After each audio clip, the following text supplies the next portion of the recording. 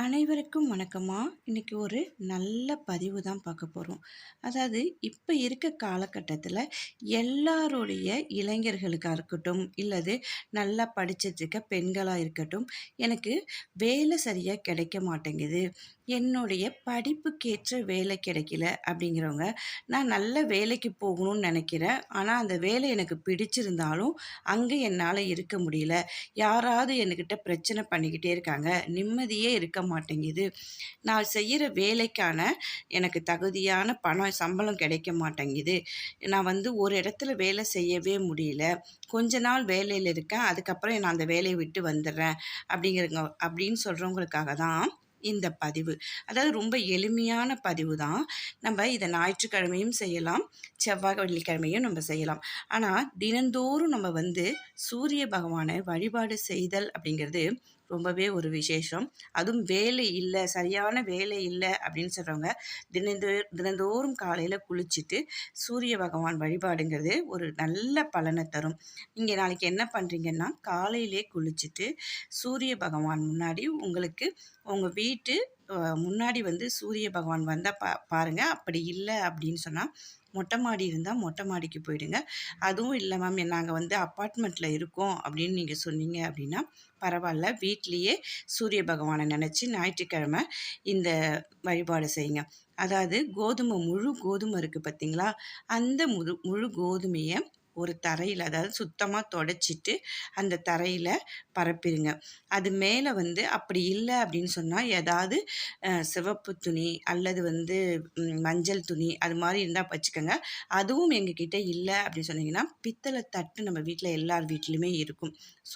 சுவாமிக்கு நம்ம படைப்போம் பார்த்தீங்களா, அந்த மாதிரி பித்தளை தட்டை எடுத்துக்கோங்க.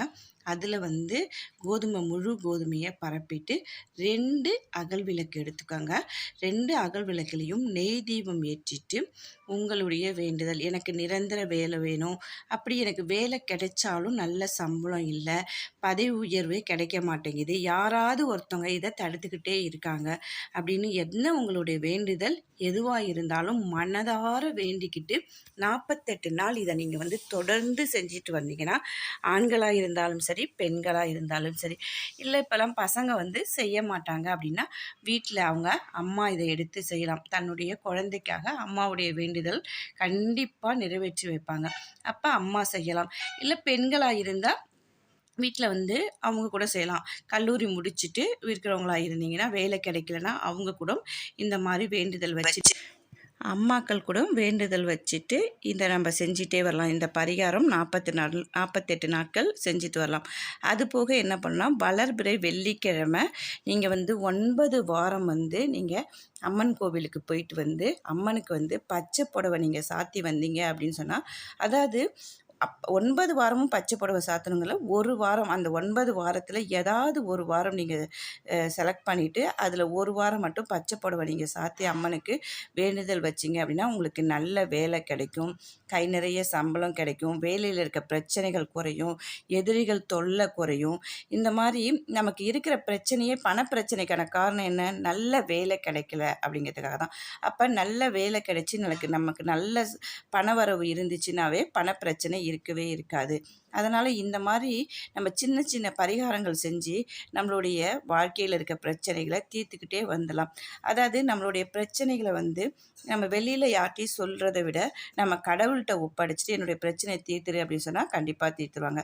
இதே மாதிரி இது நீங்களும் செஞ்சு பலனடைங்க.